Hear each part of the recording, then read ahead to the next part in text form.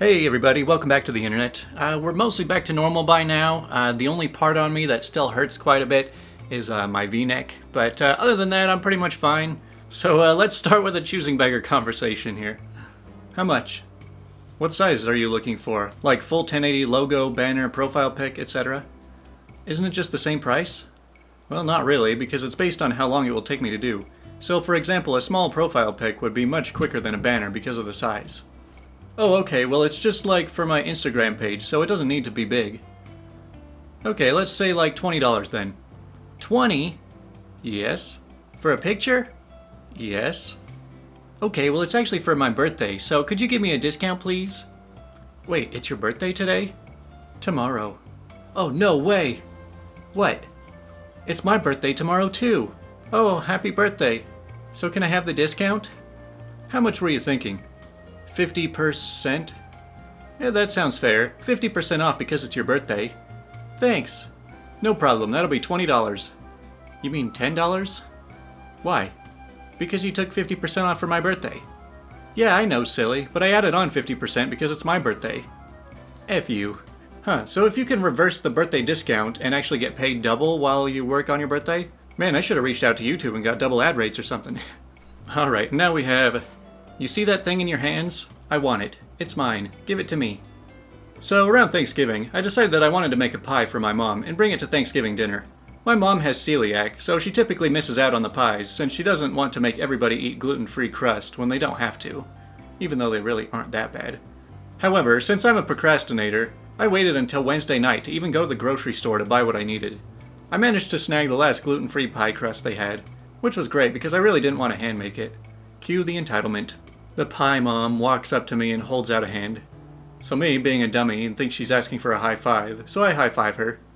She says, "What are you doing? I need the pie crust." I say, "Oh, sorry, it looks like they're out. Maybe you can ask somebody..." "I know they're out, that's why I need that one." She points to the one I'm holding. So I chuckle nervously. Yeah, sorry, I need this too." She says, "I need it for my daughter, she can't have gluten." I then see a preteen standing behind her, glaring at me like I'm somehow at fault. I didn't like preteens when I was a preteen, and I especially don't like them now, but that's neither here nor there. I say, "Oh, I'm sorry, that's so rough. My mom has celiac too. She can't..." "I know what celiac is, but my mom needs the pie crust to make me pumpkin pie." She says, "That's right. Besides, you clearly don't need to be eating any pie, sweetie." I bite back a very, very rude reply, and just put the crust in my cart and walk away. I thought the ordeal would be over, but of course not. That would be too easy. The lady storms up to me with an implacable-looking employee in tow. "This is her." The employee just says, "Ma'am, this woman says you took her pie crust from her?" She says, "That's right. I was holding it and she just ripped it out of my hands and ran away." I say, "Okay, well, that never happened. I got the pie crust first and she just wanted it for herself." The kid says, "No, that's not true. I saw you do it." So me, ready to get into it with this 12-year-old girl. "I did not. Sorry that your mom is too freaking..." "See? She's cussing in front of my child." The employee just holds up a hand to shut the mom up. "We can figure this out. We have security cameras that show the aisle in question. If what you're saying is true, we can easily prove it. If you would come with me, we'll figure this out." So the lady, looking like a deer in the headlights, "Well, you know, those things aren't always accurate." I say, "Sorry, what? A security camera isn't always accurate?" She says, "I mean, it's not even... It's about... It's the principle of the thing. I said she stole it. I should get it back." The guy says, "Ma'am, as a manager, I have to do my due diligence to figure out what happened. I will be happy to return the crust to you if it turns out that what you're saying is true. But this woman says that it isn't true. Why would I believe one person over another? Especially when I can use video evidence to find the solution." "What happened to the customer is always right." Starts to storm away. "I'm never ever coming back here if this is how you treat your customers. Come on, kid. Looks like you'll have to wait until next year for your pie." Both the employee and I wait until the woman is gone. I say, "I really didn't take it from her, you know." Says, "I know. She's been a pain since she started coming here. There's a warning about her in the break room." Well, just like the birthday discount, the customer is always right thing works for both sides, so they kind of cancel each other out. But I think the more accurate way of putting this term is, the squeaky wheel gets the grease.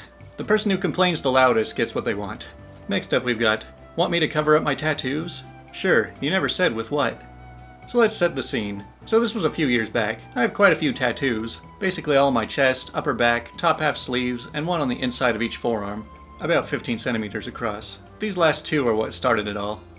So I worked for a cinema chain for a long time. Always had tattoos. I landed myself a management role. More like a supervisor. The standard uniform was black shirt and black trousers. I prefer a short sleeve shirt due to being a bigger guy and cinema is being really hot. My site manager quite liked my tattoos and other quirks that I had. My area manager, however, did not. She would come into my site, walk past 8 other staff with full sleeve tattoos, and make a beeline straight to me, stating that my tattoos needed covering up, and I quote, "They're not offensive, just a lot of people don't like them." Now, my tattoos aren't offensive, they're just patterns. She informed me that I had to wear long sleeves to cover them up, otherwise I would face disciplinary action. I had read the employee handbook a few times because of other crap, so I know it was the manager's decision, my site manager. But she decided to overrule it. What she forgot was, just because the normal retail staff had to wear black, management were allowed to wear white. Just nobody did, because it was hard to keep clean. So what should I do? I know, let's go and buy the thinnest, cheapest, most see-through white long sleeve shirt I can find. Now, if you could only see her face when she came in next, when I'm basically wearing a shirt more see-through than tracing paper. I'm talking you can see the color shift from my individual chest hairs. And all my tattoos are on show for everyone to see, while stood behind the tills talking to customers. Needless to say, I got to wear my short-sleeved black shirt again after that. Yeah, it is kind of a shame when jobs try to force you into looking like a little bit too professional. Like, I mean, I can understand wearing nicer clothes sometimes, but I've had jobs that told me they'd only hire me if I cut my hair. And I'm like, yeah, there's no way I'm ever gonna cut my hair for $10 an hour. But hey, you know, I wouldn't really mind having to cover up my arm tattoos I've got right here now. 3 unimpressed women stunned me with their impressively bad communication skills. I was serving a table of 3 women, probably a little older than me. I was like 21 or 22 at the time.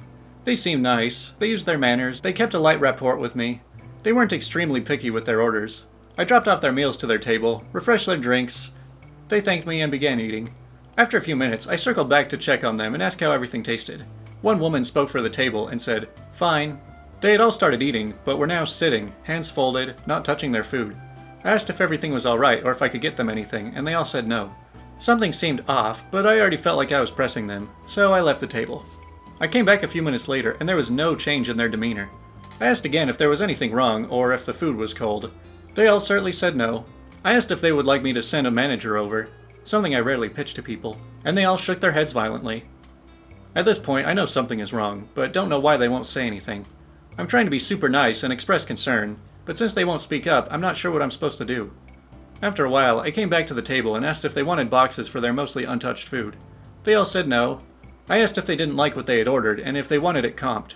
Again, not something I would normally offer, but I was trying to work with a brutal silent treatment. They said no. I bring them their checks.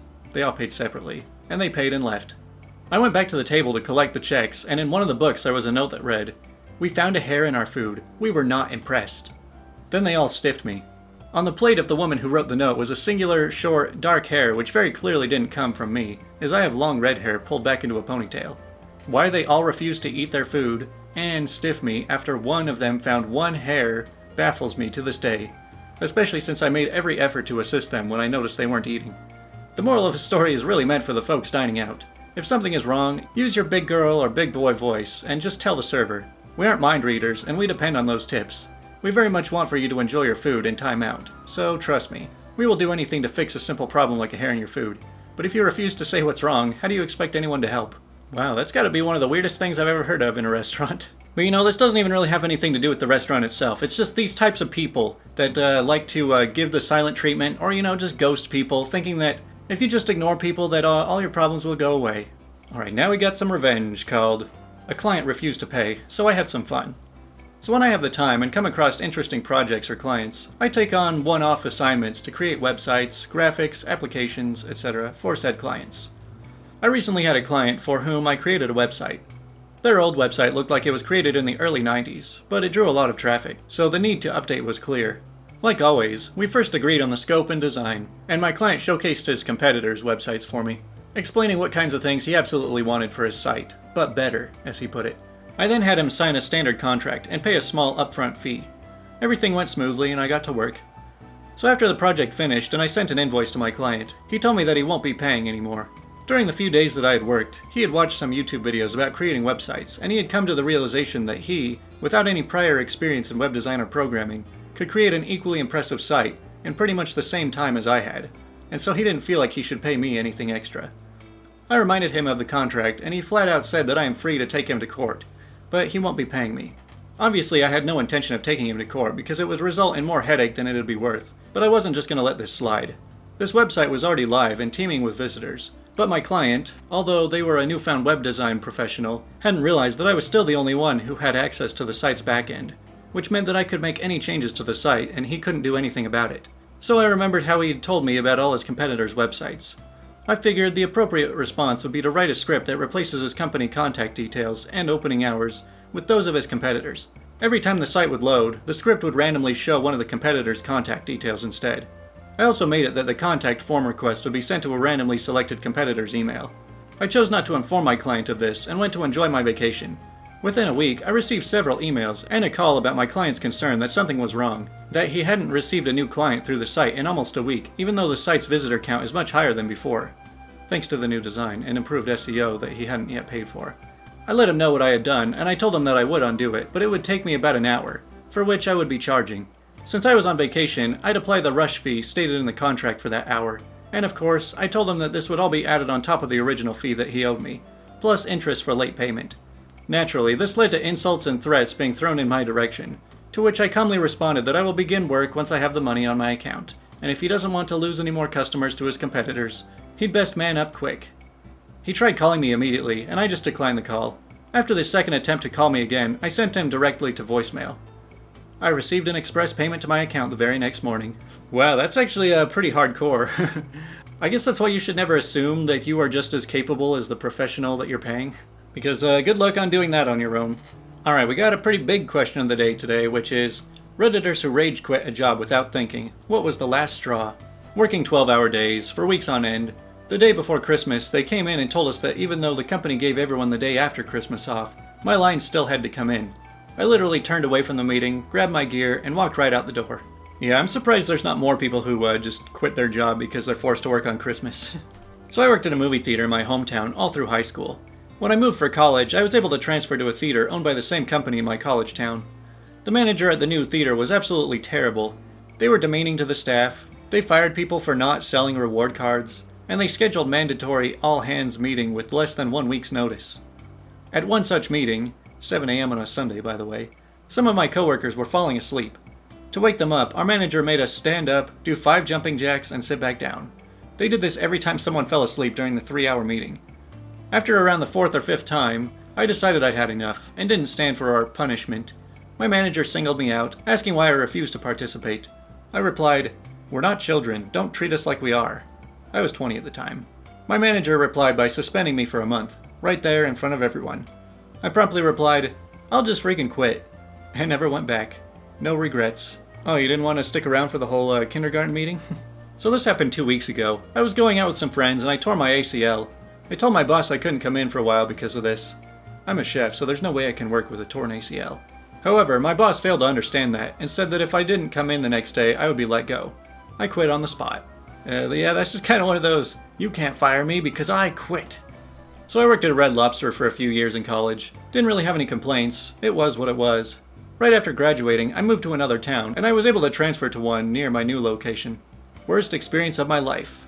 Horrible management, and the locations were in a relatively upscale part of town.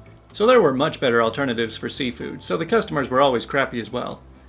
We were required to be in 15 minutes prior to the start of our shift for a pre-shift meeting and change over and stuff. Thing is, you couldn't clock in till 5 minutes before your scheduled start time. Like every other crappy company, Darden, the owner of Red Lobster, also a very crappy company, wanted to run skeleton crews to save money, so we were always scrambling. So often I would come in and I would already have seated tables, plural, waiting for me. The host manager's mentality was, well, they need to be here 15 minutes early anyway, so if they can seat them 15 minutes early. Nothing seemed to ever clarify why this was wrong on so many levels. Well, one day I came in and already had a seated table, went over and greeted them immediately. They were upset but understanding, and then went to the bar to ask them to make some drinks. I couldn't enter them into the system since I couldn't clock in yet. While I was waiting for the drinks, I was venting to a fellow server about it and mentioned, if they seat me again before I can even clock in, I'm done. Well, before I could even finish the sentence, they had seated me again. I told the server I was talking to it was nice to have worked with them. Made sure to let both tables know that they were seated in a section that didn't even have a server yet because the company didn't want to pay for a full staff, and that they should dine at a restaurant that care about them having a good experience. And then walked out. No regrets, and I'll never give Darden a dime of my money ever again. You know, it's pretty bad when you like get on a new job and it sucks and like you want to leave right away. But I think it's even worse when you work at a job and it seems fine, you know, you're having a good time or whatever. And then like maybe you transfer to another location doing the same thing, maybe even for the same company, but it just gets so much worse because of like management or policy changes. Because then you're like, man, I didn't hate this job last time I worked it, why is it so bad now? I worked as one of those super annoying face-to-face fundraiser people. You know, those that will stand in your way and use every trick in the book to shame you into sending them money every month so they can continue their scam. Well, I did the one-day training, was sent out in the morning, and quit after 2 hours. People hate you, for good reason, and treat you accordingly.